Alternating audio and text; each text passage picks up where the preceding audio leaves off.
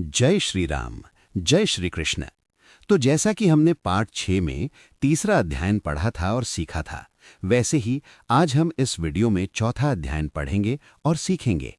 आखिर तक बने रहें, क्योंकि हम लास्ट में इनकी सीख के बारे में जानेंगे। चलिए शुरुआत करते हैं। अथ चतुर्थोऽध्यायः। श्रीकृष्ण उवाच। इमं विवस्वते योगं प्रोक्तवानहम् अव्ययम्। विवस्वान् मनवे प्राह मनुरिक्ष्वाकवे अब्रवीत्। इमम् अव्ययं योगम् अहं विवस्वते प्रोक्तवान्। विवस्वान् मनवे प्राह मनुः इक्ष्वाकवे अब्रवीत्। इस योग को मैंने विवस्वान को बताया, विवस्वान ने मनु को बताया, मनु ने इक्ष्वाकु को बताया। इस प्रकार गुरु शिष्य परंपरा से प्राप्त इस योग को राजर्षि लोग जानते हैं। विवस्वान नाम सूर्य का है, किंतु इस प्रकरण में विवस्वान नाम के कोई राजर्षि थे, जिनके पुत्र मनु को प्रजाओं ने प्रथम राजा चुना था। उनके गुरु कोई ब्राह्मण रहे होंगे, संभवतः उनका नाम वसिष्ठ था। नहीं तो सूर्य वंश के गुरु वसिष्ठ कैसे हो सकते हैं? सो कृष्णचंद्र जी किसी पूर्व जन्म में वसिष्ठ ऋषि थे। उस समय उन्होंने विवस्वान नामक क्षत्रिय को वसिष्ठ रूप में यह विद्या दी। उनके पुत्र मनु को प्रजाओं ने वेद की राजनीति विद्या में पारंगत तथा पूर्ण शास्त्र गुण संपन्न समझकर प्रथम राजा चुना। अब मनु के पिता का नाम विवस्वान गुण लक्षण नाम था, ऐसा प्रतीत होता है, क्योंकि वेद में संपूर्ण राजनीति विद्या का उपदेश सूर्य के दृष्टांत से दिया है। इस विद्या में पारंगत होने के कारण, प्राश्रय होने के कारण गुरु वसिष्ठ ने उसे विवस्वान का नाम दिया, सो वही उसका नाम प्रसिद्ध हो गया। अथवा बाल्यकाल में उसके सूर्य समान गुणों के कारण उन्होंने उसका नाम विवस्वान रख दिया। वास्तव में विवस्वान तथा मनु दोनों ही उपाधि हैं, क्योंकि अथर्व वेद के परिलक्षण में हरेक अथर्व वेद के यजमान को भिन्न भिन्न दिवसों में मनु वैवस्वत तथा यम वैवस्वत नाम दिया जाता है, जिससे स्पष्ट है कि ये व्यक्ति विशेष के नाम हैं, क्योंकि यह नाम सूर्य सदृश गुणों के कारण दिया गया था। इसलिए इसके पर्यायवाची सूर्य आदि भी इस वंश के साथ लगा दिए जाते हैं। अब प्रश्न है कि वसिष्ठ जी का नाम यहाँ क्यों नहीं लिया गया? सो ये राजधर्म जिस राजर्षि परंपरा से आया, उसका नाम यहाँ दिया गया, वसिष्ठ जी का नहीं, क्योंकि वे तो इस वंश के गुरु हैं ही। इसलिए यहाँ अहम का अर्थ वसिष्ठ है, ऐसा समझना। अतएव योग वासिष्ठ नाम से जो योग प्रसिद्ध है वह वस्तुतः यही है, ऐसा समझना चाहिए। एवं परंपरा प्राप्तम इमं राजर्षयो विदुः स कालेन इह महता योगो नष्टः परंतप। राजर्षयः एवं परंपरा प्राप्तम इमं योगम विदुः हे परंतप सह योगः इह महता कालेन नष्टः। इस प्रकार परंपरा से प्राप्त इस योग को राजर्षि जानते आए हैं। हे परंतप, वह योग अब बहुत समय से नष्ट हो चुका है। स एवायं मया ते अद्य योगः प्रोक्तः पुरातनः भक्तोऽसि मे सखा चेति रहस्यं हि सह एव अयं पुरातनः योगः मे भक्तः सखा च असि इति अद्य मया ते प्रोक्तः एतद् हि उत्तमं रहस्यम्। वही ये पुराना योग है। तू क्योंकि मेरा भक्त है और सखा है, इसलिए आज मैंने तुझे बताया है। ये एक बहुत बड़ा रहस्य है। अर्जुन उवाच। अपरं भवतो जन्म परम जन्म विवस्वतः कथमेतद् विजानीयाम् त्वमादौ प्रोक्तवानिति।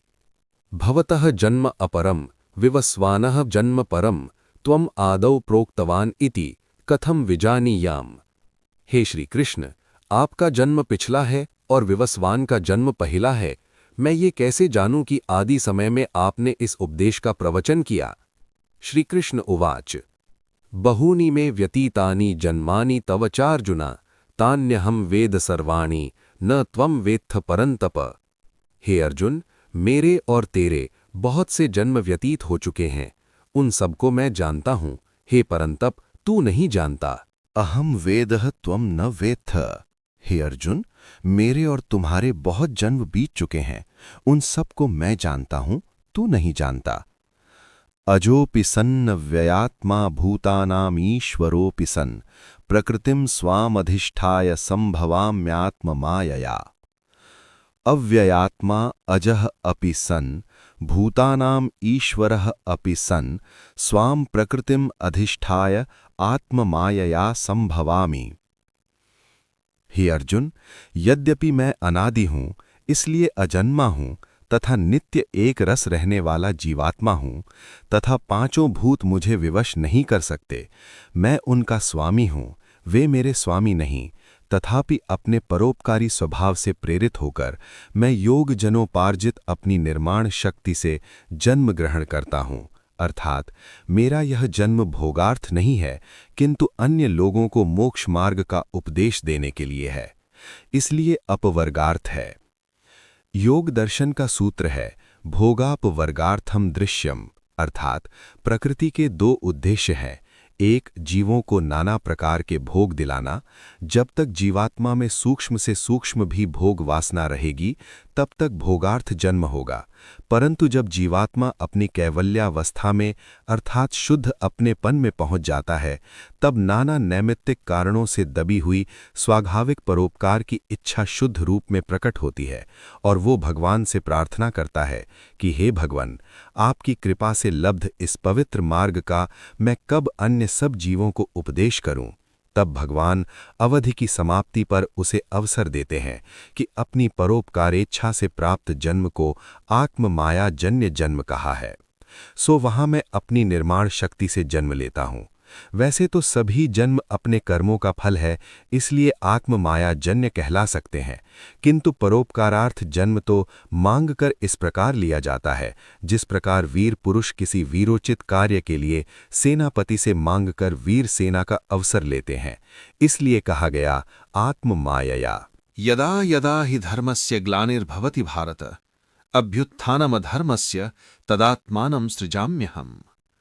हे भारत, जब जब धर्म की ग्लानि होती है तथा अधर्म का अभ्युत्थान होता है तब तब मैं अपनी सृष्टि करता हूं, अर्थात लोक कल्याणार्थ परमात्मा से मांग कर जन्म लेता हूं। यहां शंका हो सकती है कि यह वचन भगवान के हैं अथवा श्री कृष्ण के। इसके उत्तर में कहा जाएगा कि श्री कृष्ण के, क्योंकि यदि श्री कृष्ण अपने को भगवान समझते तो गीता के अंत में ईश्वरः सर्वभूतानां हृद्देशेर्जुन तिष्ठति भ्रामयन् सर्वभूतानि यंत्रारूढ़ानि मायया तमेव शरणं गच्छ, इस प्रकार ना कहते। यहां कहा गया है कि हे अर्जुन, ईश्वर सबके हृदय में विराजमान है तो उसकी शरण में जा। सो यह श्लोक 7वां श्री कृष्ण ने एक योग शक्ति संपन्न जीवात्मा के रूप में कहे हैं, परमात्मा के रूप में नहीं। यह जन्म मुक्तात्मा किस उद्देश्य से मांगकर भगवान से प्राप्त करते हैं, सो आगे कहते हैं परित्राणाय साधूनां विनाशाय च दुष्कृतां धर्म संस्थापनार्थाय संभवामि युगे युगे।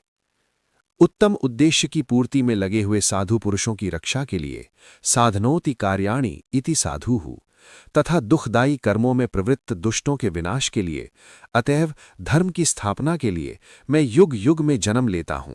तथा इसी प्रकार मधुपलक्षित अन्य मुक्त जीव भी स्वेच्छया जन्म लेते हैं। जन्म कर्म च मे दिव्यमेवं यो वेत्ति तत्वतः त्यक्त्वा देहं पुनर्जन्म नैति मामेति सोऽर्जुन। हे अर्जुन, यह एवं मे दिव्यम जन्म कर्म च तत्वतः वेत्ति सह देहं त्यक्त्वा पुनः साधारणं जन्म न एति यतः सह माम एति। हे अर्जुन, अन्य जो भी जीव मेरे इस प्रकार के लोक कल्याणार्थ प्रार्थना लब्ध दिव्य जन्म को तथा उस जन्म में किए गए दिव्य कर्मों को ठीक ठीक जान लेता है, वह निष्काम कर्मों की महिमा से साधारण भोगजन्य जन्म फिर नहीं पाता, क्योंकि वह मुझे पहुंच जाता है, अर्थात दिव्य जन्म पाने वाले जीवों की श्रेणी में पहुंच जाता है। वीतराग भय क्रोधा मनमया माम उपाश्रिताः बहवो ज्ञान तपसा पूताः मद्भावमागताः। बहुत से जीव राग, भय तथा क्रोध का त्याग करके मेरे बताए मार्ग पर चलते हुए और इन अर्थों में मेरे आश्रित होते हुए, अर्थात जैसे मैं प्रभु भक्त हूं ऐसे सच्चे प्रभु भक्त बनते हुए ज्ञान तप से पवित्र होकर मेरे पद को पा गए, अर्थात लोकोद्धारक कहलाए। ये यथा माम प्रपद्यन्ते तांस तथैन भजाम्यहम् मम वर्तमान वर्तन्ते मनुष्याः पार्थ सर्वशः। यथा अहम तथैव भजामि। हे पार्थ, सर्वशः मनुष्याः माम अनुवर्तन्ते। हे अर्जुन, इस युग में मैं परंपरा प्राप्त राजर्षि सेवित कर्म योग का प्रचार करना चाहता हूँ। मैंने खंडशः जर्जरीभूत इस भारतवर्ष में महाभारत साम्राज्य की स्थापना का बीड़ा उठाया है। इस पवित्र यज्ञ में जो जिस अवस्था में मेरी शरण में आता है, मैं उसका उसी रूप में उपयोग ले लेता हूँ, अर्थात मैं किसी से घृणा नहीं करता। हे अर्जुन, इस घृणा के अभाव तथा उत्साहवर्धन के कारण चारों ओर मनुष्य इस कार्य में मेरे अनुयायी बन गए हैं, और तू साथी होकर उस निष्काम सेवा के मार्ग को छोड़ रहा है और स्वजन हत्या की दुहाई दे रहा है। कांक्षन्तः कर्मणाम सिद्धिम यजन्तः इह देवताः क्षिप्रम हिमानुषे लोके सिद्धिर्भवति कर्मजा। इह कर्मणाम सिद्धिम कांक्षन्तः देवताः यजन्ते ही मानुषे लोके कर्मजा सिद्धि क्षिप्रम भवति। हे अर्जुन, कर्मयोग चाहे सकाम हो चाहे निष्काम, किंतु वह अवश्य फल देता है। सो वे लोग नाना प्रकार के कर्मों की सफलता के लिए नाना देवताओं की पूजा करते हैं, क्योंकि मानव दृष्टि में कर्म योग से बहुत शीघ्र सिद्धि मिलती है। चातुर्वर्ण्यम मया सृष्टम गुणकर्म विभागशः तस्य कर्तारमपि मां विद्य कर्तारमव्ययम्। 13 मया गुणकर्म विभागशः चातुर्वर्ण्यम सृष्टम अस्मिन् युगे तस्य कर्तारमपि मां अव्ययम अकर्तारम विद्धि। हे अर्जुन, धर्म के सृष्टा दो प्रकार के होते हैं, एक तद्गुणकर्ता, एक अव्ययकर्ता। वर्तमान युग में लोग जन्म के मिथ्याभिमान में पड़कर चातुर्वर्ण के असली स्वरूप को भूल गए। चातुर्वर्ण का असली स्वरूप तो गुणकर्म विभाग पर आश्रित है। उस गुणकर्म विभाग पर आश्रित का वर्तमान युग में मैं सृष्टा हूँ। इसीलिए मैंने दुर्योधन के घर भोजन स्वीकार न करके विदुर के घर भोजन किया। और तुम जानते हो कि जन्म के मिथ्याभिमान में पड़कर शिशुपाल मुझे गोप कहता था, क्षत्रिय नहीं मानता था। किंतु मैं तो इस जन्म के आधार पर चातुर्वर्ण को नहीं मानता, और न भगवान कृष्ण द्वैपायन मानते हैं, क्योंकि इस चातुर्वर्ण का असली कर्ता तो वेद का कर्ता भगवान है। वह इस गुणकर्म विभागशः चातुर्वर्ण का अव्यय करता है। मैं यद्यपि इस युग में इस गुणकर्मानुसारिणी वर्ण व्यवस्था का कर्ता माना जाता हूँ, परंतु वस्तुतः मैं इसका कर्ता नहीं हूँ। मैं तो पुनरुज्जीवित करने वाला होने के कारण कर्ता कहलाता हूँ। इसका अव्यय कर्ता प्रभु है, मैं नहीं। न माम कर्माणि लिम्पन्ति न मे कर्म भले स्पृहा इति माम यो अभिजानाति कर्मभिः न सबध्यते। 14 जो मनुष्य यह समझ लेता है कि कर्मों का लेप मुझ पर नहीं होता, क्योंकि मेरी कर्म फल में आसक्ति नहीं है, वह कर्मों के बंधन में नहीं आता। ऊपर के श्लोकों में ये स्पष्ट है कि गीता में कर्म शब्द का मुख्य अर्थ वह कर्म है जिसे किसी मनुष्य ने चातुर्वर्ण कर्मों में से अपने लिए चुनकर उस व्रत में दीक्षित होकर उस व्रत के पालनार्थ ग्रहण किया हो। हाँ, इन कर्मों को जो धन, कीर्ति, ऐश्वर्य आदि में आसक्त हुए बिना करता है, वो मुक्त हो जाता है, क्योंकि आसक्ति से मोक्ष का नाम ही तो मोक्ष है। शेष रहा शरीर बंधन से मोक्ष, सो वो भी तो शुभ कर्मों का फल है, उसमें आसक्त नहीं होना चाहिए। इसीलिए कहा, एवं ज्ञात्वा कृतं कर्म पूर्वैरपि मुमुक्षुभिः कुरु कर्मैव तस्मात् त्वं पूर्वैः पूर्वतरं कृतम्। पूर्वैः अपि मुमुक्षुभिः एवं ज्ञात्वा कर्म कृतं तस्मात् त्वं पूर्वैः पूर्वतरं कृतं कर्म एव कुरु। अब से पहले भी मुमुक्षुओं ने ये जानकर कर्म किया, इसीलिए तू भी अब से पहलों ने और उससे भी पहलों ने जो कर्म किया वो कर्म ही कर, अर्थात क्षात्र धर्म का पालन स्वजन सुख में आसक्त हुए बिना कर। ये आसक्ति से मुक्ति पाना ही मुमुक्षुओं का मोक्ष मार्ग है। किम कर्म किम अकर्मेति कवयोरपि मोहिताः तत्ते कर्म प्रवक्ष्यामि यद ज्ञात्वा मोक्षसे अशुभात्। हे अर्जुन, कर्म किम अकर्म किम इति यत्र कवयः अपि मोहिताः यद ज्ञात्वा अशुभात मोक्ष्यसे तत्कर्मते प्रवक्ष्यामि। कर्म क्या है, अकर्म क्या है, इस विषय में बड़े बड़े सूक्ष्मदर्शी भी धोखा खा जाते हैं। मैं तुझे वो कर्म बताऊंगा जिसे जानकर तू इस अशोभनीय स्वजन मोह से छूट जाएगा। कर्मणो ह्यपि बोद्धव्यम बोद्धव्यम च विकर्मणः अकर्मणश्च बोद्धव्यम गहना कर्मणो गतिः। मनुष्य को कर्म का भी ज्ञान प्राप्त करना है। जैसे क्षत्रिय का धर्म है आतताई को मारना, ये कर्म का ज्ञान है। विकर्म को भी जानना है। जैसे कोई पागल आदताई हो जाए तो उसको बांधना तथा चिकित्सा करनी, किंतु प्राणदंड नहीं देना। किंतु यदि भूल से उसे प्राणदंड दे दिया तो ये विकर्म हुआ। इस विकर्म अर्थात विपरीत कर्म का भी ज्ञान होना चाहिए। फिर अकर्म का भी ज्ञान होना चाहिए। यदि कोई आलस्यवश अकर्मण्य होकर पड़ा रहा है तो यह अनुचित अकर्मण्यता है, किंतु यदि कोई मनुष्य क्षमा करने से सुधर सकता हो तो उसे दंड न देना शुभ अकर्मण्यता है। इसका ज्ञान अकर्म का ज्ञान है। कर्म, अकर्म तथा विकर्म, इन तीनों का ज्ञान ठीक ठीक होना चाहिए। इस प्रकार कर्म, अकर्म, विकर्म तीनों का यथार्थ ज्ञान होने से कल्याण होता है। इस कर्म की गति का ठीक ज्ञान होना बड़ा कठिन है। इसीलिए कहा गहना कर्मणो गतिः। कर्मण्य कर्मम यह पश्येत अकर्मणि च कर्मम यह पश्येत सह मनुष्येषु बुद्धिमान सह युक्तः सह कृस्त्र कर्मकृत। यह कर्मणि अकर्मम पश्येत अकर्मणि च कर्मम पश्येत सह मनुष्येषु बुद्धिमान सह युक्तः सह कृस्त्र कर्मकृत। हर शुभ कर्म किसी अवस्था विशेष में अशुभ कर्म हो जाता है। उदाहरणार्थ, यदि कोई सिपाही राष्ट्र के किसी दुर्ग की अथवा नाके की रक्षार्थ पहरा दे रहा हो तो उस समय संध्योपासन की वेला प्राप्त होने पर सिपाही का संध्योपासन में लीन हो जाना घोर अशुभ है।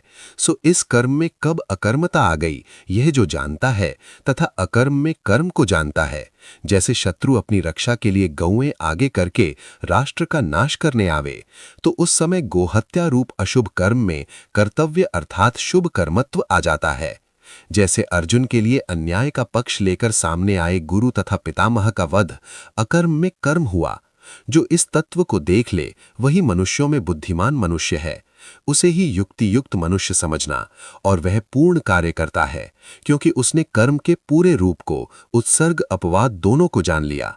यस्य सर्वे समारंभाः काम संकल्प वर्जिताः ज्ञानाग्नि दग्ध कर्माणम तमाहु पंडितम बुधाः।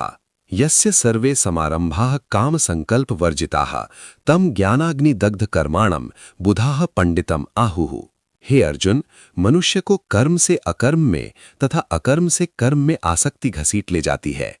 राष्ट्र पर शत्रुओं के आक्रमण होने पर शत्रु की ढाल बनी हुई गौओं को मारना यद्यपि देखने में अकर्म है, किंतु वास्तव में भविष्य में आने वाले लाखों गोभक्तों और गोवों के वध को बचाने का साधन होने के कारण वह प्रत्यक्ष अकर्म गोवध वास्तव में कर्म है। किंतु यह बात गोरक्षा में आसक्त होने वाले को नहीं सूझती। इसलिए जिस मनुष्य के संपूर्ण कार्य रूप काम संकल्प अर्थात व्यक्तिगत सुख दुख की कामना के संकल्प से वर्जित होते हैं, उसे यह यथार्थ ज्ञान हो जाता है कि जो कर्तव्य दिखता है वह कब परित्याज्य है और जो कर्म अकर्तव्य दिखता है वह कब किन अवस्थाओं में ग्राह्य है। इसलिए उसके कर्मों में फलासक्ति का अंश यथार्थ ज्ञान रूपी अग्नि से जलकर भस्म हो जाता है और वह हर कर्म को विवेक युक्त सीमा तक करता है। इस प्रकार के ज्ञान युक्त दृष्ट कर्म मनुष्य को बुद्धिमान लोग पंडित कहते हैं। त्यक्त्वा कर्म फलासंगम नित्य तृप्तो निराश्रय कर्मण्यभिप्रवृत्तो अपि नैव किंचित करोति सः। यह कर्म फलासंगम त्यक्त्वा नित्य तृप्तः तिष्ठति सह कर्मणि अभिप्रवृत्तः अपि किंचित नैव करोति। जो कर्म फल में आसक्ति को छोड़कर नित्य तृप्त रहता है तथा जिसका सुख किसी वांछना की पूर्ति पर आश्रित नहीं, मैं कर्तव्य पालन कर रहा हूँ, इस आत्मिक संतोष से ही वह नित्य तृप्त रहता है। ऐसा मनुष्य हर कार्य में प्रवृत्त होकर भी कुछ नहीं कर रहा। जैसे जहालत किसी राज्य द्वारा दंडित व्यक्ति के प्राण हरण करता हुआ भी हत्या के अपराध का भागी नहीं। निराशीर यत चित्तात्मा त्यक्त सर्व परिग्रह केवलम शारीरम कर्म कुर्वन् किल विषम न आपनोति। यत चित्तात्मा निराशीः त्यक्त सर्व परिग्रह केवलम शारीरम कर्म कुर्वन किल विषम न आपनोति। जिसने चित्त को तथा आत्मा को इतना नियंत्रित कर लिया है कि अब उसे व्यक्तिगत रूप से कोई आशीर्वाद मांगने का प्रयोजन नहीं रहा, जिसने सब व्यक्तिगत आवश्यकताओं की पूर्ति में आसक्ति को इतना जीत लिया है कि वह शरीर से यंत्र के समान कर्तव्य पालनार्थ भोजन आदि शारीरिक कर्म करता है, रसना आदि के स्वाद में आसक्त होकर कर्म नहीं करता, उस त्यक्त सर्व परिग्रह मनुष्य तक पाप पहुंच ही नहीं पाता, क्योंकि पाप के मूल आसक्ति को ही उसने दूर कर दिया। यदृच्छा लाभ संतुष्टो द्वंद्वातीतो विमत्सरः समः सिद्धौ असिद्धौ च कृत्वापि न निबध्यते। यदृच्छा लाभ संतुष्टः द्वंद्वातीतः विमत्सरः सिद्धौ असिद्धौ च समः कृत्वा अपि न निबध्यते। संतुष्ट रहता है, सुख दुखादि द्वंद्वों से जो परे है, जो ईर्ष्या रहित है, जिसे सिद्धि मदांध नहीं बना सकती, असिद्धि निराशा से निढाल नहीं कर सकती, वह कार्य करके भी आसक्ति के बंधन में नहीं बंधता। आसक्ति दो प्रकार की है, सुख की प्राप्ति में तथा दुख से बचने में, किंतु द्वंद्वातीतः मनुष्य को सुख का प्रलोभन तथा बड़े से बड़ा दुख, यहाँ तक कि मृत्यु भय भी कर्तव्य पथ से नहीं डिगा सकते। जिसे डिगाना हो उसे रस्सी बांधकर नीचे गिराया जाता है, परंतु द्वंद्वातीतः पर तो किसी रस्सी का फंदा ही नहीं पड़ता। गतसंगस्य मुक्तस्य ज्ञानावस्थितचेतसः यज्ञायाचरतः कर्म समग्रम प्रविलीयते। ज्ञानावस्थितचेतसः गतसंगस्य मुक्तस्य यज्ञाय कर्म आचरतः समग्रम कर्म यज्ञे प्रविलीयते। कर्म में अकर्म तथा अकर्म में कर्म का ज्ञान प्राप्त होने से जिसका चित्त व्यवस्थित हो गया है, अतएव जिससे फलासक्ति दूर हो चुकी है, उसे ही मुक्त पुरुष कहते हैं। और क्योंकि वह जो कुछ करता है यज्ञ के लिए अर्थात लोक कल्याण के लिए करता है, व्यक्तिगत वासनाओं की पूर्ति के लिए नहीं, इसलिए उसके सब कर्म यज्ञ में धुल जाते हैं, उसके व्यक्तित्व को कहीं बंधन में नहीं बांध सकते, इसीलिए वह मुक्त है। अब वह यज्ञ क्या है, यह सविस्तार वर्णन करते हैं। यज्ञ के दो रूप हैं, एक सामान्य, दूसरा विशेष। सो पहले सामान्य रूप दिखाते हैं। ब्रह्मार्पणम ब्रह्म हविर ब्रह्माग्नौ ब्रह्मणा हुतम ब्रह्मैव तेन गंतव्यम ब्रह्म कर्म समाधिना। ब्रह्म हविः ब्रह्माग्नौ ब्रह्मणा हुतम ब्रह्मार्पणम तेन ब्रह्म कर्म समाधिना। ब्रह्म एव गंतव्यम। यज्ञ का कोई भी विशेष रूप हो, किंतु उसमें जो कर्म है वे ब्रह्म को अंतिम ध्येय बनाकर किए जावें। ये कर्म मात्र की ब्रह्म के साथ समाधि अर्थात एकाग्रता रूप समन्वय यज्ञ सामान्य का रूप है। इसके द्वारा हर कर्म ब्रह्म के अर्पण होता है, क्योंकि जीव के पास अपना तो कुछ भी नहीं, जो कुछ है उस पर ब्रह्म का है। उसकी प्राप्ति के लिए प्रत्येक मनुष्य जो कर्म विशेष मैं इस लोक कल्याणकारी काम को अपने जीवन में अवश्य पूरा करूंगा, इस प्रकार व्रत रूपेण वर्ण करता है, वो ब्रह्माग्नि है। उसमें ब्रह्मणा अर्थात वेदोक्त विधान से उस पर ब्रह्म के दिए हुए प्राण धन आदि समस्त पदार्थों को ब्रह्म के लिए आहुति करता है, तो वो अपने सर्वस्व को ब्रह्म हवि बनाता है। हवि शब्द दो धातुओं से बन सकता है, हुंग दानादनयोः तथा हुए आह्वाने। ये युध्यमानाः अवसे हवन्ते ऋग 2:12-9। सो हवि का अर्थ हुआ पूजार्थ श्रद्धापूर्वक अर्पण की हुई अपनी प्यारी वस्तु अथवा किसी को अपने पास बुलाने के लिए तैयार की हुई उसकी प्यारी वस्तु। सो प्रभु को यही प्यारी वस्तु है कि हम अपनी प्यारी वस्तु उसकी प्रजा की सेवा के लिए अर्पण कर दें। सो जितना कुछ भी अपने प्यारे वैभव का भाग हमने प्रभु प्राप्त्यर्थ प्रभु की प्रजा के कल्याणार्थ अर्पण कर दिया, वही ब्रह्म हवि है। इसमें दोनों ही व्युत्पत्तियां समाविष्ट हैं। बस इस प्रकार हमारा जो कर्म ब्रह्म अर्पण हुआ वो ब्रह्म कर्म समाधि हेतु से यज्ञ हुआ। उसका फल यही होगा कि यदि हम सकाम कर्म करेंगे तो कामना द्वारा धीरे धीरे बढ़ती हुई श्रद्धा के बल पर आगे बढ़ते हुए एक दिन आसक्ति के बंधन से मुक्त हो जाएंगे। इसका नाम मुक्ति है। जरा मरण बंधन से मुक्ति आसक्ति से मुक्ति का फल है। वो जब प्रभु समझ जावेंगे कि अपनी योग्यता से हमने पाल ली, तब साधारण जरा मरण के बंधन से छूट जावेंगे, किंतु लोक कल्याणार्थ दिव्य जन्म गीता 4:9 तो सहस्त्रों बार प्राप्त होगा ही। अब रहा प्रश्न कि वो दुख मुफ्त जीवों को क्यों मिलेगा। सो जब तक लोक कल्याणार्थ कर्म करते हुए प्राप्त होने वाली पीड़ा में एक लोकोत्तर आनंद अनुभव करने की शक्ति जब तक जीवात्मा उपार्जन नहीं कर लेता, तब तक वो मुक्त होता ही नहीं। एक उदाहरण से ये बात स्पष्ट हो जाएगी। यदि 10वीं कक्षा के विद्यार्थी को पहली कक्षा की छोटी छोटी राशियां जोड़ने घटाने के प्रश्न दे दिए जावें तब उन्हें दुख होता है, और जब अध्यापक ऐसा प्रश्न दे जिसे सुलझाने में उन्हें 2-3 घंटे एकाग्रचित होकर परिश्रम करना पड़े, तब वो अपने को धन्य मानते हैं।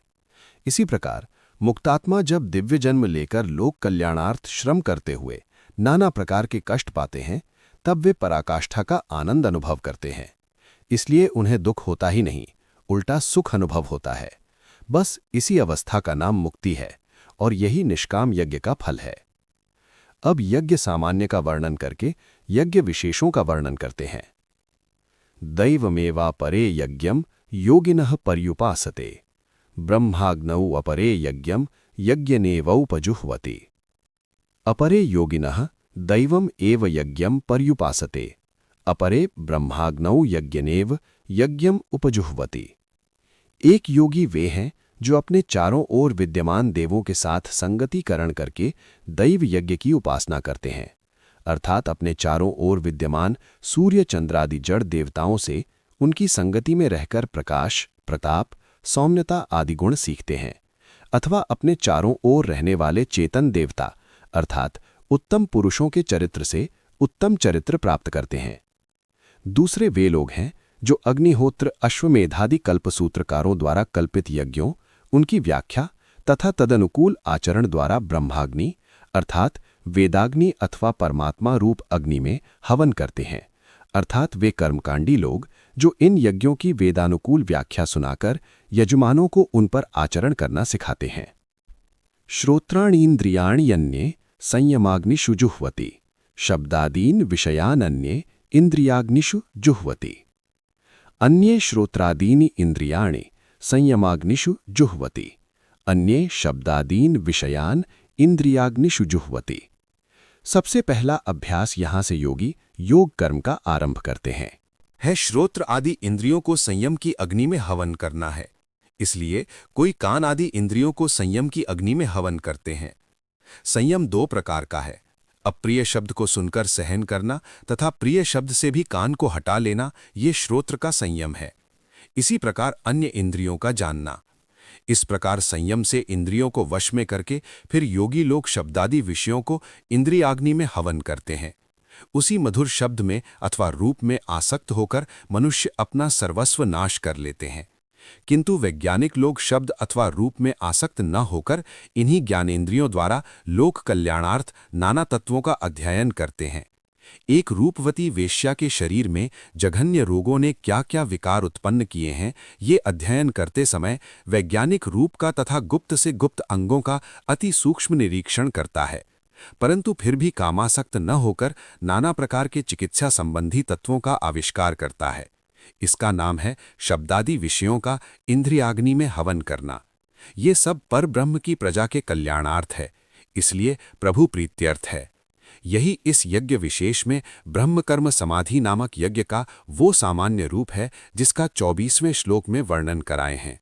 फिर इस प्रकार के संयम से प्राप्त विज्ञान से नाना प्रकार का सांसारिक ऐश्वर्य प्राप्त होता है। उसके वश में लाने के लिए सर्वाणि इंद्रिय कर्माणि प्राण कर्माणि चापरे आत्मसंयम योगाग्नौ जुह्वति ज्ञान दीपिते। अपरे सर्वाणि इंद्रिय कर्माणि प्राण कर्माणि च ज्ञान दीपिते आत्मसंयम योगाग्नौ जुह्वति। दूसरे संपूर्ण इंद्रिय कर्मों को तथा प्राण चेष्टाओं को आत्मसंयम योग नामक अग्नि में हवन करते हैं। अग्नि ज्ञान से प्रदीप्त होता है। इस संसार में सदा एक रस आनंद का भंडार जो अनिश्वर है वो ब्रह्म है। ये ज्ञान प्रभु प्राप्ति की अभिलाषा को प्रदीप्त करता है। प्रभु के प्रति स्वाभाविक प्रेम मनुष्य में दुख में प्रादुर्भूत होता है। इसलिए जो पराये दुख को अपना दुख समझने के अभ्यास को पूर्णता तक पहुंचा देते हैं, उनके हृदय में निरंतर जाज्वल्यमान अग्नि में आत्माहुति करने से आत्मसंयम नामक अग्नि प्राप्त होता है।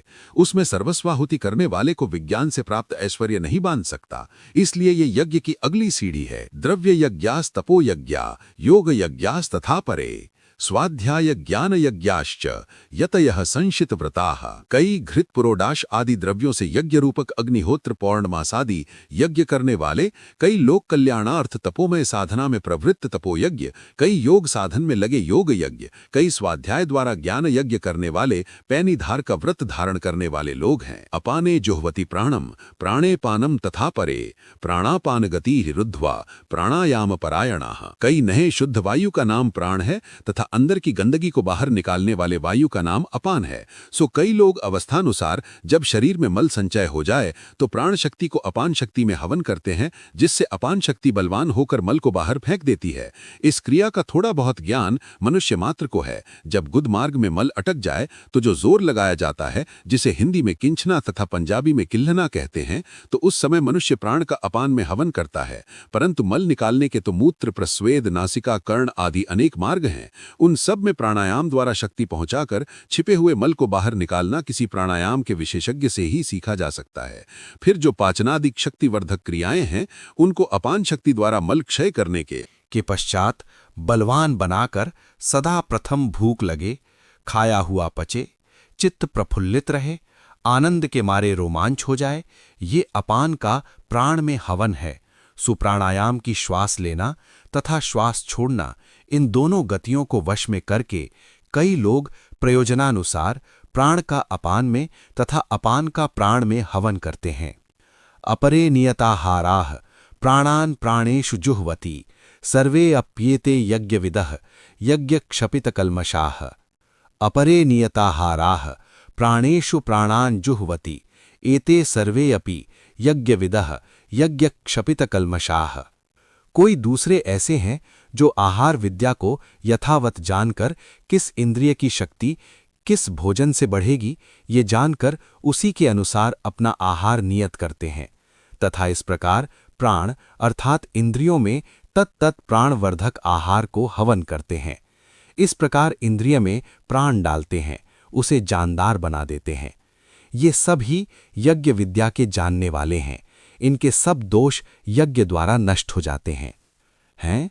वे यज्ञ द्वारा कैसे नष्ट हो जाते हैं, ये अगले श्लोकार्थ में बताते हैं। यज्ञ शिष्टमृत भुजो यान्ति ब्रह्म सनातनम नायम लोको अस्त्य यज्ञस्य कुतो वन्यः कुरुसुत्तमा। यज्ञ शिष्टमृत भुजः सनातनम ब्रह्म यान्ति अयज्ञस्य अयम लोकः नास्ति कुतः अन्यः। ये सब यज्ञ करने वाले यज्ञ शेष रूपी अमृत खाते हैं, इसलिए सनातन ब्रह्म को प्राप्त होते हैं। हे अर्जुन, यज्ञ न करने वाले को यही लोक प्राप्त नहीं होता तो परलोक किस प्रकार प्राप्त होगा। ये श्लोक गीता के सबसे महत्वपूर्ण श्लोकों में से एक है। ऊपर के श्लोक में वर्णित प्राणों का प्राण में नियताहार द्वारा यज्ञ ले लीजिए। शरीर के सब अंगों को उचित आहार पहुंचाने के लिए हो सकता है कि अस्वादु से अस्वादु भोजन करना पड़े तथा स्वादु से स्वादु भोजन भी परित्याग करना पड़े। ये बात वही कर सकता है जो अनासक्त होकर भोजन करे। फिर भोजन करता मुख को क्या मिला? कुछ नहीं, किंतु जब भोजन का हरेक ग्रास ब्रह्म कृपा का फल समझकर खाया जाता है तो उसमें जो स्वामी की आज्ञा पालन का आनंद है वही इस यज्ञ का शेष है और वो अनादि अनंत प्रभु के भजन से ही प्राप्त होता है। इसलिए इन सब ही यज्ञों में इदन्नम मम, ये मेरा नहीं कहते कहते मनुष्य के पास प्रभु कृपा के सिवाय कुछ भी नहीं बचता। यही यज्ञ शेष अमृत है। हर भोजन के रस से बढ़कर भोजनदाता भगवान की भक्ति का रस है, वही यज्ञ शेष है, वही अमृत है। इस अनासक्त भक्ति द्वारा यज्ञ करने वाले इस लोक को सुखमय बना देते हैं, तब उनका परलोक तो स्वयं सुखमय बन जाएगा। ये श्लोक अत्यंत महत्वपूर्ण इसलिए है कि इससे मीमांसकों में प्रचलित अदृष्टवाद की जड़ कट जाती है। वर्तमान युग के मीमांसक रानी और मरे हुए घोड़े का परस्पर संबंध अश्वमेध में कराना ठीक समझते हैं, केवल कलयुग में इसे वर्जनीय मानते हैं। इसी प्रकार गधे को मारकर हवन करने से ब्रह्मचारी के व्रत भंग का प्रायश्चित मानते हैं। जब उनसे पूछा जाता है कि ये क्या लीला है तो कहते हैं कि मंत्रपूर्वक ऐसा विधि विहित आचरण करने से एक अदृष्ट पैदा होता है जिससे उसका कल्याण होता है। भला ये क्या प्रायश्चित हुआ कि एक तो ब्रह्मचारी ने व्रत भंग किया, दूसरे गधा मारा गया। ये तो कपड़ा धोने के लिए कीचड़ मलने के समान उपहसनीय कर्म हुआ, किंतु अदृष्ट के जादू के सामने कोई युक्ति नहीं चलती। वे कहते हैं कि देखो, कात्यायन ने स्पष्ट कहा है, अवकीर्णिनो गर्दभेज्या, अर्थात व्रत भंग करने वाला ब्रह्मचारी गधा यज्ञ करे। परंतु सोचना तो चाहिए कि गधा यज्ञ किसे कहते हैं। गधा बहुत सीधा साधा भोजन करता है तथा अत्यंत परिश्रमी होता है। इसी प्रकार व्रत भंग करने वाला भोजन की मात्रा कम करता जाए और स्वाध्याय और व्यायाम की मात्रा बढ़ाता जाए, अंततोगत्वा एक दिन वो ब्रह्मचारी बन जाएगा। यजुर्वेद 39.4 में स्पष्ट कहा है कि पशुनाम रूपम, अर्थात यज्ञ में पशुओं के गुण का अनुकरण करना होता है। परंतु इन मध्यकालीन मीमांसकों ने तो पशुनाम मांसम बना डाला, जिसका वेद में कहीं प्रमाण नहीं। ये सब अदृष्टवाद का ठीक अर्थ न समझने की लीला है। शतपथ में लिखा है, परोक्ष प्रिया ही देवाः प्रत्यक्ष द्विषाः, अर्थात विद्वान प्रत्यायनीय की उपासना कहते हैं, जो परोक्ष है, अदृष्ट है, प्रत्यक्ष प्रतीक की नहीं। यही अदृष्ट शब्द का ठीक अर्थ है। इस प्रकार गधा यज्ञ करने से, अर्थात भोजन की मात्रा कम करने तथा श्रम की मात्रा बढ़ाने से ब्रह्मचारी का ये लोक सुधर जाता है। वो व्रत भंग से बच जाता है। फिर इस लोक में सुधार होने से परलोक भी सुधर जाता है। किंतु मध्यकालीन मीमांसक इस लोक को तो कुछ गिनते ही नहीं। इस लोक में कितनी ही भद्दी, अश्लील, घृणित क्रिया क्यों ना हो, यज्ञ का फल अदृष्ट का सुधार है। परंतु गीता कहती है, यज्ञ ना करने वाले का यही लोक नहीं सुधरता, फिर परलोक क्या सुधरेगा। इससे स्पष्ट है कि गीता ने तो यज्ञ का मर्म जाना, किंतु मध्यकालीन मीमांसकों ने कुछ नहीं जाना। इसलिए इस श्लोक का विशेष महत्व है। एवं बहुविधा यज्ञाः वितताः ब्रह्मणो मुखे, कर्म जान विद्धि तान सर्वान एवं ज्ञात्वा विमोक्ष्यसे। इसी प्रकार द्रव्य यज्ञ से आत्मसंयम योग पर्यंत अनेक यज्ञों का विस्तार ब्रह्म अर्थात वेद के मुख में हुआ है, परंतु वो सब कर्मजन्य है। इसलिए कर्म बिना निस्तार नहीं, और तू क्षात्र धर्म को छोड़कर अकर्मण्य होकर पड़ा है। इसलिए कर्महीन मत बन। हाँ, स्वजनों में आसक्ति छोड़कर निष्काम भाव से क्षात्र धर्म का पालन कर, इसी से तुझे मोक्ष लाभ होगा। श्रेयांद्र द्रव्यमयाद यज्ञात ज्ञान यज्ञः परंतपा, सर्वं कर्म अखिलम पार्थ ज्ञाने परिसमाप्यते। हे परंतप, अर्जुन अग्निहोत्रादि द्रव्य यज्ञों की अपेक्षा ज्ञान यज्ञ श्रेयान है, अर्थात अधिक कल्याणकारी है। क्योंकि कर्म योग के लिए पहले कर्तव्य अकर्तव्य का ज्ञान आवश्यक है, और ये अग्निहोत्रादि यज्ञ नाटक अंततोगत्वा है तो इसीलिए कि घर घर में सबको कर्तव्य का ज्ञान हो जाए, सो कर्मकांड के सब यज्ञ यागादि की निरपवाद रूप से परिसमाप्ति अंत को सम्यक ज्ञान देने में ही तो है। तद्विद्धि प्रणिपातेन परिप्रश्नेन सेवया उपदेक्ष्यन्ति ते ज्ञानम ज्ञानिनः तत्त्वदर्शिनः। तत्ज्ञानम प्रणिपातेन परिप्रश्नेन सेवया च विद्धि तत्त्वदर्शिनः ज्ञानिनः ते ज्ञानम उपदेक्ष्यन्ति। उस यथार्थ ज्ञान को तो विद्वानों के चरणों में सिर झुकाकर प्रश्न पूछकर सेवा करके पा। तत्वदर्शी ज्ञानी लोग तुझे सच्चे तत्व ज्ञान का उपदेश देंगे। यज्ञ ज्ञात्वा न पुनर्मोहमेवं यास्यसि पांडव, ये न भूतानि अशेषेण द्रक्ष्यस्यात्मनि अथोमयी। हे पांडव, जिस तत्व को जानकर फिर तू स्वजन मोह में न फंसेगा। हे अर्जुन, तू भी क्षत्रिय है और मैं भी। सब अन्यायग्रस्त प्राणी तुझ पर और मुझ पर आश्रित हैं। मैं ये नहीं भूला हूं, तू भूल गया है।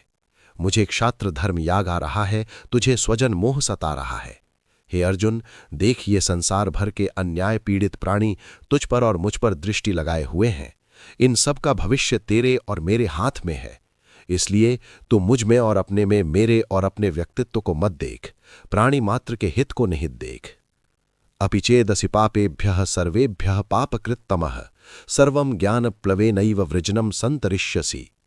यदि तू संसार भर के सब पाप कर्मियों में सबसे बड़ा पापकर्मी है, तो भी निष्काम भाव से लोक सेवा अर्थात यज्ञमय जीवन सर्वश्रेष्ठ है। इस ज्ञान की नौका पर सवार होकर तू सारी पाप की बाढ़ से पार उतर जाएगा। यथैधांसी समिद्धो अग्निर्भस्मसात् कुरुते अर्जुन ज्ञानाग्निः सर्वकर्माणि भस्मसात् कुरुते तथा। हे अर्जुन, जिस प्रकार प्रदीप्त अग्नि ईंधनों को राख का ढेर बना देता है, उसी प्रकार यज्ञ के लिए अर्थात मानव समाज के सामूहिक हित के लिए निष्काम बलिदान का ज्ञान सब पाप कर्मों को भस्मसात कर देता है। क्योंकि जब लोक हित की भावना ने स्वार्थ की भावना को भस्म कर दिया तो पाप कर्मों की जड़ ही कट गई। नहि ज्ञानेन सदृशम पवित्रम इह विद्यते तत्स्वयं योग संसिद्धः कालेन आत्मनि विन्दति। हे अर्जुन, इस समुदाय के लिए व्यक्ति का बलिदान रूपी ज्ञान के सदृश दूसरी कोई पवित्र वस्तु नहीं है, परंतु ये ज्ञान केवल उपदेश से नहीं मिलता। जब मनुष्य कर्म योग में प्रवृत्त होकर इस प्रकार का बलिदान करता है तो समय पाकर उसे स्वयं इस ज्ञान की पवित्रता का साक्षात्कार हो जाता है और बड़े से बड़ा पापी भी इस मार्ग पर चलकर अपने अंदर एक चमत्कार पाता है। श्रद्धावान लभते ज्ञानम तत्परः संयतेन्द्रियः ज्ञानम लब्ध्वा पराम शांतिम अचिरेण अधिगच्छति। हे अर्जुन, आरंभ में तो दूसरों के अनुभव से श्रद्धा पाकर ही मनुष्य ये ज्ञान प्राप्त करता है, परंतु जब वो जितेंद्रिय होकर उस ज्ञान को आचरण में लाने में प्रवृत्त हो जाता है तो शीघ्र ही उसे श्रद्धाजन्य शांति से भी बढ़कर साक्षात्कार जन्य शांति प्राप्त हो जाती है, क्योंकि वो अनुभव से ज्ञान पा लेता है। अज्ञश्चा श्रद्धधानश्च संशयात्मा विनश्यति नायम लोकः अस्ति न परः न च सुखम संशयात्मनः। जिसके पास साक्षात्कार जन्य ज्ञान तो हो नहीं और ईमानदार आत्मपुरुषों पर श्रद्धा करने की भी नम्रता न हो तथा रात दिन पता नहीं ये ठीक है या ये ठीक है इस प्रकार के तर्क वितर्क में ही लगा रहे, वो संशयात्मा पुरुष नष्ट हो जाता है। संशयात्मा पुरुष का न ये लोक बनता है न परलोक, इसलिए उसे सुख प्राप्त नहीं होता। योग संन्यस्त कर्माणम ज्ञान संचिन्न संशयम आत्मवंतम न कर्माणि निबद्धन्ति धनंजय। हे धनंजय, योग संन्यस्त कर्माणम ज्ञान संचिन्न संशयम आत्मवंतम कर्माणि न निबद्धन्ति। हे अर्जुन, जिसने श्रद्धावान होकर अपने कर्मों को निष्काम कर्मयोग द्वारा प्रभु अर्पण कर दिया, जिसकी धरोहर थी उसको संयस्त कर दी अर्थात यथावत सौंप दी, उसके पश्चात जिसे साक्षात्कार द्वारा कर्मयोग की महिमा का ज्ञान होने से उसके संशय छिन्न भिन्न हो गए और अनासक्ति के अभ्यास से कौन सा कर्म कहाँ तक करना उचित है और कब अनुचित है ये जानकर उस ज्ञान को कार्य में परिणत करने के लिए आत्मबल प्राप्त हो गया, उसे कोई कर्म बांध नहीं सकता। जब हिंसा कर्तव्य है तब अहिंसा उसे बांध नहीं सकती और जब अहिंसा कर्तव्य है तो बदले की भावना उससे हिंसा नहीं करा सकती। वो अपनी लोक कल्याण की भावना से प्रेरित होकर किसी साधनभूत कर्म के बंधन में न आकर व्यवस्थात्मक बुद्धि से साध्य की ओर अग्रसर होता जाता है। तस्मादज्ञान संभूतम हृत्स्थम ज्ञानासिनात्मनः चित्वैनम संशयम योगम मातिष्ठ उत्तिष्ठ भारत। हे भारत, तस्मात् अज्ञान संभूतम एनम हृत्स्थम संशयम ज्ञानासिना चित्वा योगम मातिष्ठ उत्तिष्ठ। हे भारत, इस समय तेरे ज्ञान को स्वजन मोह नामक हृदय के आवरण ने दबाया हुआ है, इसलिए तू क्षणिक अज्ञान के दबाव में आ गया है। इस हृदय में जमे हुए अज्ञानजन्य संशय को ज्ञान रूप तलवार से काटकर क्षात्र धर्मोचित कर्मयोग पर डट जा। इति चतुर्थोऽध्यायः। अब हम इनकी सीख के बारे में जानेंगे। धर्म की रक्षा के लिए ईश्वर अवतार लेते हैं। जब जब संसार में धर्म की हानि और अधर्म की वृद्धि होती है, तब तब भगवान सज्जनों की रक्षा और दुष्टों के विनाश के लिए अवतार लेते हैं। कर्म करना अनिवार्य है, लेकिन आसक्ति छोड़ना जरूरी। भगवान कहते हैं, कर्म करो, फल की इच्छा मत रखो। जो व्यक्ति निष्काम भाव से कर्म करता है, वह कर्मों के बंधन में नहीं बंधता। ज्ञान ही मोक्ष का मार्ग है। ज्ञान रूपी अग्नि मनुष्य के सभी कर्मों को भस्म कर देती है। अज्ञान से बंधन है, ज्ञान से मुक्ति। जन्म और कर्म का रहस्य समझना आवश्यक है। जो भगवान के दिव्य जन्म और दिव्य कर्मों को तत्व से जान लेता है, वह पुनर्जन्म के बंधन से मुक्त हो जाता है। कर्म का कर्ता भगवान हैं, फिर भी वे कर्मों से बंधते नहीं। भगवान कहते हैं, मैं कर्मों का कर्ता होते हुए भी उनसे लिप्त नहीं होता। इससे सीख मिलती है कि संसार में रहकर भी निर्लिप्त रहा जा सकता है। गुण और कर्म के अनुसार जीवन चलता है। मनुष्य की पहचान जन्म से नहीं, गुण और कर्म से होती है। जो जिस भाव से भगवान को भजता है, भगवान उसे उसी रूप में स्वीकार करते हैं। भगवान सबको समान भाव से देखते हैं, पर मनुष्य जैसे भाव से भजता है, वैसा ही फल पाता है। 8. केवल कर्म छोड़ना नहीं, आसक्ति छोड़ना ही मुक्ति है। गीता सिखाती है कि कर्म करना बंधन नहीं है, कर्म में आसक्ति होना बंधन है। जो व्यक्ति धन, मान, प्रतिष्ठा की चाह छोड़े बिना कर्म करता है, वह मुक्त नहीं होता, लेकिन जो निष्काम भाव से कर्म करता है, वही मुक्त होता है। 9.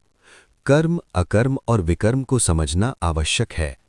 भगवान कहते हैं, कर्म क्या है, अकर्म क्या है और विकर्म क्या है, यह जानना बहुत कठिन है। कर्म, धर्म के अनुसार किया गया कर्तव्य। विकर्म, धर्म के विरुद्ध किया गया कर्म। अकर्म, ऐसा कर्म जिसमें अहंकार और फल की इच्छा न हो। जो इन तीनों का भेद समझ लेता है, वही बुद्धिमान है। 10. हर शुभ कर्म हर समय शुभ नहीं होता। गीता बताती है कि परिस्थिति के अनुसार कर्म का स्वरूप बदल जाता है। जो कर्म सामान्य समय में पाप लगता है, वही धर्म की रक्षा के लिए किया जाए तो पुण्य बन जाता है। जैसे राष्ट्र की रक्षा में शत्रु का वध करना धर्म नहीं बल्कि धर्म है। 11. जो कर्म में अकर्म देख लेता है, वही सच्चा ज्ञानी है। जो व्यक्ति कर्म करते हुए भी स्वयं को कर्ता नहीं मानता और फल भगवान को समर्पित कर देता है, वह कर्म करते हुए भी कर्मों से बंधता नहीं। 12. आसक्ति ही मनुष्य को बांधती है। मनुष्य कर्म से नहीं, कर्म के फल की इच्छा से बंधता है। जो हर परिस्थिति में सुख दुख, लाभ हानि में समान रहता है, वही सच्चा पंडित और ज्ञानी है। 13. ज्ञान युक्त कर्म ही श्रेष्ठ कर्म है। अंधा कर्म बंधन देता है, ज्ञान युक्त कर्म मुक्ति देता है। इसलिए गीता कहती है, ज्ञान के साथ किया गया कर्म ही योग है। 14. आसक्ति रहित कर्म ही सच्चा कर्म है। जो मनुष्य कर्म करता है लेकिन फल की इच्छा नहीं रखता, वो कर्म में बंधता नहीं। ऐसा व्यक्ति कार्य करते हुए भी मुक्त रहता है। 15. यज्ञ भाव से किया गया कर्म बंधन नहीं बनाता। जब हर कर्म लोक कल्याण और ईश्वर को अर्पण भाव से किया जाता है, तो वही कर्म यज्ञ बन जाता है और पाप नष्ट हो जाते हैं। 16. ज्ञान अग्नि में कर्म भस्म हो जाते हैं। जिस मनुष्य को ये ज्ञान हो जाता है कि मैं करता नहीं, परमात्मा ही सब करा रहे हैं, उसके सभी कर्म ज्ञान की अग्नि में जल जाते हैं। 17. संयम और साधना भी यज्ञ हैं। इंद्रियों का संयम, प्राणायाम, स्वाध्याय, तप, संयमित भोजन, ये सभी यज्ञ के ही रूप हैं और आत्मशुद्धि करते हैं। 18. जो यज्ञ नहीं करता, उसे शांति नहीं मिलती। जो मनुष्य केवल अपने सुख के लिए जीता है, उसे न इस लोक में सुख मिलता है न परलोक में। हर यज्ञ का अंतिम लक्ष्य ब्रह्म प्राप्ति है। चाहे कर्म यज्ञ हो, ज्ञान यज्ञ हो या भक्ति यज्ञ, सबका उद्देश्य ब्रह्म यानी ईश्वर की प्राप्ति है। 20. सच्चा मुक्त वही है जो सेवा भाव से कर्म करे। जो व्यक्ति अपने कर्मों को अहंकार और स्वार्थ से मुक्त करके करता है, वही जीवन में सच्ची मुक्ति और आनंद पाता है। 21. यज्ञ का असली अर्थ। यज्ञ केवल अग्नि में आहुति देना नहीं है। हर वो कर्म जो मैं नहीं, ईश्वर करता है, इस भाव से किया जाए, वही सच्चा यज्ञ है। 22. भोग नहीं, त्याग से अमृत मिलता है। जो व्यक्ति भोजन, कर्म और जीवन को स्वामी भाव त्याग कर करता है, उसी को यज्ञ का शेष यानी अमृत प्राप्त होता है। 23 अंधविश्वास का खंडन। गीता बताती है कि पशु हत्या या हिंसा यज्ञ नहीं है। वास्तविक यज्ञ है संयम, तप, स्वाध्याय और सेवा। 24 ज्ञान यज्ञ सबसे श्रेष्ठ है। सब यज्ञों से श्रेष्ठ है ज्ञान यज्ञ, क्योंकि ज्ञान से ही मनुष्य समझ पाता है क्या करना चाहिए और क्या नहीं। 25 ज्ञान अग्नि सब पाप भस्म कर देती है। जैसे आग लकड़ी को जला देती है, वैसे ही सच्चा ज्ञान सभी पाप कर्मों को नष्ट कर देता है। 26 श्रद्धा, संयम और अभ्यास बराबर शांति। जो व्यक्ति श्रद्धावान है, इंद्रियों को संयम में रखता है, ज्ञान को जीवन में उतारता है, उसे शीघ्र शांति और आत्म साक्षात्कार मिलता है। 27 संशय मनुष्य का पतन करता है। जो न श्रद्धा रखता है न विश्वास, वो न इस लोक में सुख पाता है न परलोक में। 28 कर्मयोगी कभी बंधता नहीं।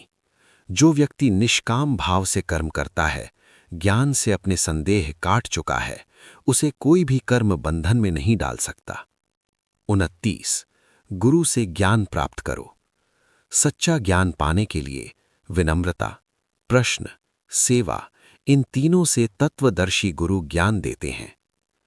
श्रीमद् भागवत गीता के पाठ 8 के लिए चैनल को सब्सक्राइब और वीडियो को लाइक करें। जय श्री कृष्ण।